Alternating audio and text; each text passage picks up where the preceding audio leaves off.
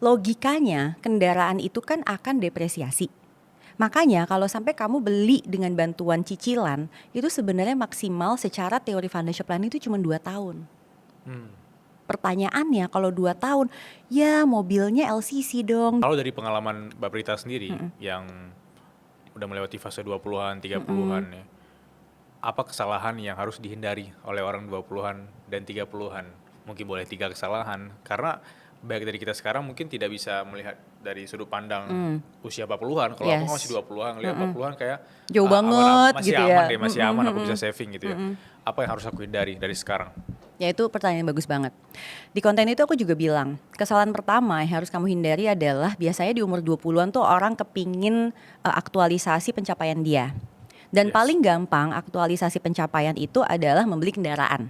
Ya, Kenapa? Kelihatan. benar. Kalau rumah ya masih lu selfie gitu kan di depan rumah gitu atau depan apa kan orang juga males lihat ya. Tapi kalau mobil tuh kayak ketok gitu loh, orang Jawa bilang tuh gitu kelihatan. Benar. Nah, yang paling bahaya adalah kamu beli kendaraan dengan bantuan cicilan di atas 5 tahun. Itu bahaya banget. Oke. Logikanya kendaraan itu kan akan depresiasi. Makanya kalau sampai kamu beli dengan bantuan cicilan, itu sebenarnya maksimal secara teori financial planning itu cuma 2 tahun. Pertanyaannya kalau 2 tahun, ya mobilnya LCC dong gitu kan, istilahnya kayak Iya, gitu iya. ya, apa tuh yang low cost apa itulah Iya, gitu kan. iya. Terus akhirnya kita jadi naikin dikit gitu. Padahal itu titik kesalahan pertama. Karena once cicilan kita agak naik di area aset yang depresiatif seperti itu, maka kemampuan saving kita nurun. Benar. Ya dong. Yap. Ya kan? Dan kamu udah kebiasaan ada di situ gitu titiknya. Itu biasanya kesalahan yang pertama. Nextnya adalah saat dia udah mulai bisa punya rumah nih Bilal. Saat dia udah mulai punya rumah, titik kesalahannya adalah, wah ini rumah yang udah gue idam-idamin, gue udah frugal living banget, jadi sekarang gue mau ngisi rumah gue gila-gilaan. Salah. Jangan melakukan itu. Sabar. Lihat aja, masuk dulu ke rumahnya. Understand your own lifestyle, kebutuhan kita. Karena sering banget ini kayak ibu-ibu baru melahirkan anak, segala perintilan dibeliin gitu ya, nggak taunya nggak kepake. Tanya deh sama ibu-ibu baru ngelahirin anak pertamanya, udah beli sendok ini apa segala macam, buntutnya nggak dipakai, buntutnya akhirnya dia dapetin tuh yang enak buat dia sama bayinya. Itu sama dengan rumah Bilal, karena everyday we live in that house, kita understand exactly sebenarnya lifestyle kita tuh apa sih. Apa kita orang yang lebih sering di depan sofa, atau kita orang yang memang butuh ada ruang tamu, ruang ini, atau itu semua malah bisa mix apa gimana. Itu akhirnya kita understand apa yang memang kita butuhin. Nah, kalau itu bisa kita redam, biasanya kredit renovasi kita tuh nggak ada. Karena godaan kita adalah misalnya kita beli rumah yang memang dari developer, kita pengen renov nih sesuai dengan impian kita. Nah itu letak kesalahan yang kedua. Nah yang terakhir letak kesalahannya adalah menganggap again pensiun terlalu lama. Oke, menganggap pensiun terlalu lama. Yes, karena kan logikanya gini ya, gila gue baru umur 20-an ngapain gue mikirin pensiun. Itu exactly apa yang di otak aku juga dulu. Aku relate juga. Ya kan? Iya, Kayak emang gue udah setua itu gitu kan. Iya. Gampangnya kayak gitu. Ini bukan ngomongin setua itu, tapi ini ngomongin habit. Kenapa? Karena saat kita tidak memaksakan diri kita untuk mencoba menyisihkan untuk our own retirement life, it would be too late saat kita udah sadar. Dan pada saat udah late, kita jadi terpaksa bikin savingnya tuh harus agak lebih besar. Jadi kita tiba-tiba kayak, kok tiba-tiba gue kayak frugal apa segala macam. Padahal kalau kita punya kebiasaan itu bisa lebih bagus. Nah itu sebenarnya yang dulu aku tuh nggak ngerti ya. Waktu dulu ibu mertua aku tuh pernah nasihatin aku pada saat aku pertama kali fresh grade, kamu kurang ya kalau cuma 10% buat retirement. So gue kayak, hah? Kalau 10% kurang emang berapa? 30% gitu kan. Terus dia bilang sebisa mungkin 50%. Buat aku saat itu tuh kayak absurd banget gitu loh. Gimana ceritanya sih 50% gitu ya bisa gue ini, dan kenapa mesti 50%? Ternyata then I understand bahwa dalam hidup tuh plot twistnya banyak banget. Jadi kalau nggak pada saat the moment kita bisa 50% kita kerjain, nanti nggak akan terjadi tuh momen itu lagi gitu loh Bilal. Karena kayak so many things happen in our life gitu, plot twistnya banyak banget gitu ya. Or saat misalnya kita beneran ada duit ya, kita nggak pernah kebayang buat target kita tuh 50%. Jadi kita pakai buat yang lain. Iya. Ya nggak sih? Iya. Nah sekarang ya coba lu pikir baik-baik ya. Kalau misalnya kita nyisihin income kita sekarang, let's say ambil setengah lah gitu ya, 50% untuk retirement. Logikanya itu aja ya, kita tuh udah nurunin taraf hidup loh. Kan taraf hidup kita 100%. Ya. Terus udah lu turunin gitu loh. Istilahnya kalau kita bilang tua juga belum tentu susah, ya understand gitu. Tapi kalau sampai plot twistnya ternyata jadi susah, kan kita kan ngerepotin orang, istilahnya gitu. So kenapa enggak? Ya udah kita sisihin. Kalau ternyata nanti ini ternyata bisa kita pakai nih, misalnya buat dana pendidikan anak lah atau apa ini itu, kan jadi bagus banget gitu loh. Benar. Tapi mindsetnya tuh harus ke situ. Perkara udah bisa dikerjain apa enggak, itu adalah hal yang berbeda gitu. Ya, aku setuju. Coba bayangkan, kamu yang masih menonton ini punya tempat kerja yang keren, kantor yang super nyaman, yang bikin kamu kerjanya lebih produktif. Yap, gak semua orang punya kantor sendiri, tapi sekarang kamu bisa sewa kantor keren di V-Office. Harganya mulai dari 150 ribuan per bulan. Gak percaya? Bisa cek langsung V-Office. Tadi pas ngomongin tentang ketika punya rumah baru, pengen ngisi sebanyak mungkin, itu persis banget sama cerita temanku yang kayak dia orangnya suka olahraga gitu, dan ketika punya rumah baru, tenang Bil, gue akan ada gym di rumah gitu. Oh gitu, terus? 3 bulan berjalan, karena aku juga member salah satu gym, terus kayak di rumah bosan dia Bil. Akhirnya ke gym juga? Akhirnya ambil member juga di gym di luar gitu loh. Itu relate sih, maksudnya kadang kita merasa kita punya kemampuan, tapi kita belum belajar atau memahami lingkungan kita, atau kita punya feel seperti apa di rumah baru mungkin. Jadi ingin terlihat sukses juga ada tuh di situ tuh. Pastilah. Dengan beli barang, beli mobil dan segala macam. Kalau Mbak Prita sendiri yang mungkin sudah lama di industri keuangan seperti ini, bisa mencium gak sih aroma orang yang memang ingin terlihat sukses ya, atau beneran sukses atau beneran kaya tapi tidak ingin terlihat gitu, atau pernah mengalami hal itu gitu? Oh ya sering dong. Gimana? Aku penasaran sih. Sering banget, karena gini, kita tuh sebenarnya manusia itu ya, aku juga mempelajari baru beberapa tahun terakhir sih sejak pandemi, itu kita tuh ternyata kebagi jadi beberapa tipe kepribadian. Oke, yang pertama tuh namanya money avoiders. Buat dia tuh kayak ada uang nggak ada uang sama aja lah. Terus katanya uang akan datang dengan sendirinya saat kita perlu. Kepercayaannya tuh gitu, gitu ya. Makanya biasanya kalau diajak ngumpulin duit buat dana pendidikan anak, jawabannya selalu tiap anak udah ada rezekinya.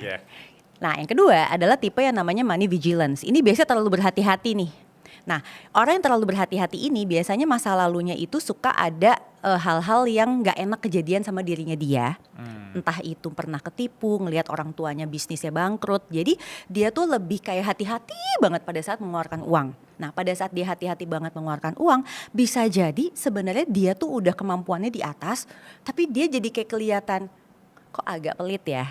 Orang lain mungkin menilai gitu, buat dia enggak. Buat dia adalah saya pokoknya mau ngejaga apa yang udah saya dapetin dengan susah payah. Itu yang kedua tuh, namanya money vigilance. Yang ketiga, money status. Nah kalau ini yang seperti tadi tuh, yang emang dia pengen semua orang ngelihat, gue levelnya udah ada di sini loh gitu. Bahkan kadang-kadang mencari validasi dari lingkungan based on apa yang orang ngomong tentang dia. Gimana tuh? Misal, gila si Bilal keren banget ya sekarang, podcastnya berkelas banget, gila datengin artis-artis gitu kan.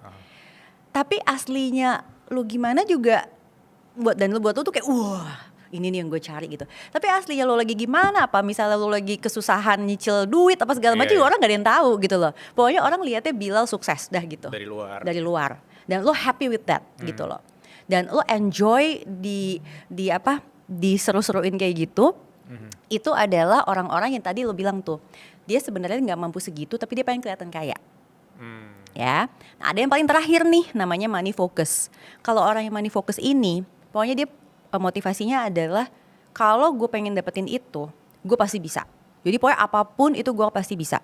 Tanpa dia ngelihat kemampuan dirinya dia dalam hal misalnya dia sebenarnya udah capek, udah burn out, udah ini buat itu, tapi wah dia kejar banget. Pokoknya money focus.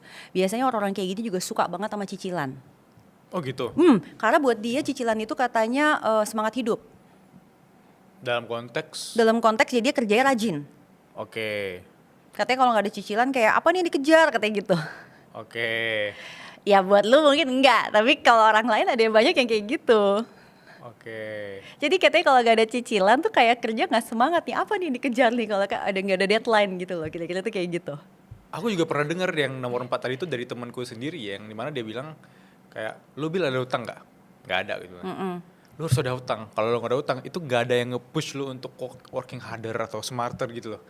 Terus lu mikir satu sisi, oke ya juga. Tapi satu sisi lain, emang karena nggak ada pressure-nya gitu loh. Makanya dia mungkin pakai mindset itu gitu. Bisa jadi dia masuk yang money focus. Oke. Itu sebab memang orang itu akan terbelah jadi 4 itu dan akhirnya ends up dengan yang kita lihat nih, oh nih orang tuh sebenarnya bisa ya, dia sebenarnya well off banget tapi nggak kelihatan. Ada juga yang well off dan kelihatan. Ada yang juga misalnya sebenarnya nggak well off tapi kelihatannya seperti well off gitu kan. Nah itu sebenarnya hasil dari gimana kita dibesarkan, lingkungan kita seperti apa gitu. Terus gimana kita kebiasaan mengambil keputusan finansial. Jadi kalau aku bilang sebenarnya itu bukan perkara satu salah satu benar, enggak. Tapi once kita misalnya milih gaya hidup atau cara hidup seperti itu pasti ada plus minusnya.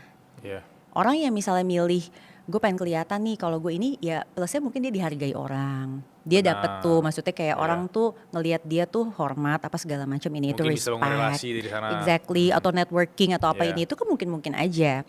Tapi bahayanya mungkin itu nggak sustainable gitu loh. Jadi bisa jadi sekarang bagus, nanti tiba-tiba jatuh, jadi hidupnya tuh roller coaster banget gitu loh. Itu kan plus minus ya. Mungkin buat dia I'm okay with this, tapi mungkin untuk orang lain enggak. Jadi kalau aku bilang kuncinya tuh kita mesti understand ourselves untuk kita tahu yang seperti apa sih cara mengelola uang atau cara mengendalikan diri atau cara menjalani hidup yang memang bisa membuat kita sejahtera gitu loh. Aku ingin masuk ke dunia Mbak Prita ya. Relasi Mbak Prita dengan uang, transisinya dari 20-an, 30-an, 40-an sekarang seperti apa? Karena kadang aku sendiri kadang agak sedikit emosional dengan uang. Kadang tiba-tiba aku udah mengelola sebaik mungkin, ada hal tak terduga. Kayak misalnya ada teman datang dari luar negeri terus ke sini ke Jakarta, which is aku harus bantuin mereka tuh kayak wah ternyata keluar dari budget aku. Itu ada sisi emosional kayak tapi Mbak Prita sendiri gimana sekarang hubungannya sama uang? Jadi ini menurut aku juga ada kaitannya dengan generasi. Aku tuh bisa dibilang dulu tuh gue pikir gue milenial awal ya, karena dibilang katanya milenial paling awal tuh 80-an. Terus tiba-tiba sekarang dibilang 80 berapa baru milenial. Jadi gue generasi X, gue rada bingung sih gue generasi mana nih. Kayak gue agak-agak lost di tengah-tengah. Yeah. Intinya kita adalah generasi yang pernah merasakan krisis moneter, itu kuncinya. Nah, itu menurut aku tuh pembeda banget loh Bilal dengan mungkin mereka yang nggak pernah tahu krisis moneter tuh seperti apa. Nah, untuk aku at least ya dan suami aku yang ngerasain itu, dan pada saat itu suami aku tuh lagi sekolah di luar negeri. Itu berat banget dia bilang. Itu beratnya luar biasa.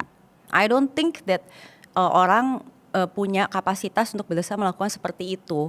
Nggak semua orang bisa begitu. Orang ngelihatnya mewah, keren gitu sekolah di luar negeri. Yang mereka nggak lihat adalah dia tuh benar-benar nggak ada rumah di sana. Jadi saling numpang aja gitu loh. Tinggal di rumah ruang tamu, nggak ada heaternya. Jadi tidur tuh pakai kayak di gunung gitu loh, pakai ini segala macam. Nah, hal-hal seperti itu. Terus kayak aku juga ngalamin, tapi aku di Jakarta kan. Itu membuat kita tuh lebih aware aja. Jadi pada saat akhirnya kita punya uang, kita tuh nggak take it lightly. Karena kita tahu ada masa-masanya itu nggak dapet gitu loh. Tapi gue juga bersyukur jadi orang bukan yang pelit-pelit amat. Jadi kayak seimbang gitu loh, kayak understand that ini juga tetap harus dikeluarin, bukannya disimpan terus, tetapi harus ada yang bisa disimpan. Itu yang shapes me up di usia 20-an.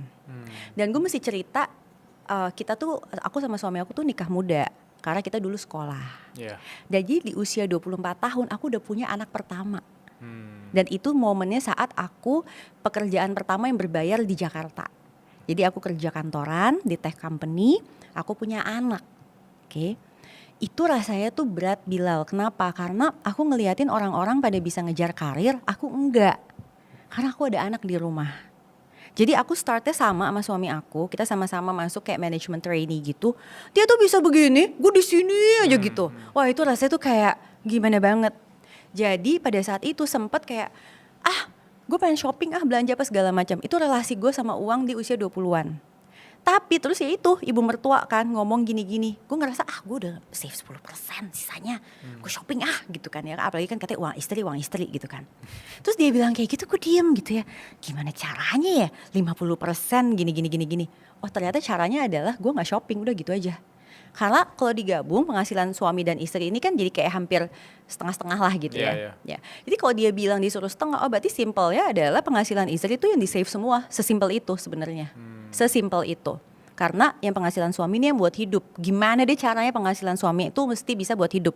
Ini kan sebenarnya logikanya mirip-mirip sama orang yang UMR tapi tanggungannya ada beberapa dan dia gak bisa saving. Jadi penghasilan si suami ini yang memang buat hidup aja. Tapi penghasilan si istri inilah yang memang buat save, buat dana darurat, buat ini, buat itu segala macam. Akhirnya itu yang gue kerjain di usia 20-an. Nah di usia 30-an lebih berat lagi. Kenapa? Karena di akhir usia 20-an aku gak punya pekerjaan. Jadi di tech company itu role aku hilang. Kasarnya nih either lo kena layoff atau lo mesti downgrade ke role yang lain. Kira-kira seperti itu. Aku pilih keluar. Jadi di umur mau 30 aku gak punya kerjaan Bilal. Padahal anak udah 2. Itu baru punya anak yang kedua. Itu beratnya luar biasa. Akhirnya apa yang aku kerjain? Ya udah aku lihat skill apa yang bisa kerjain. Pokoknya semua penghasilan dari skill itu gue kumpulin abis-abisan. Karena gue tahu wah ternyata bisa juga ya gue kena layoff kayak begini. Istilahnya tuh kayak gitu. Di umur 20-an jelang 30. Yang mana harusnya katanya kan menjelang 30 tuh sukses itu mulai di depan mata gitu.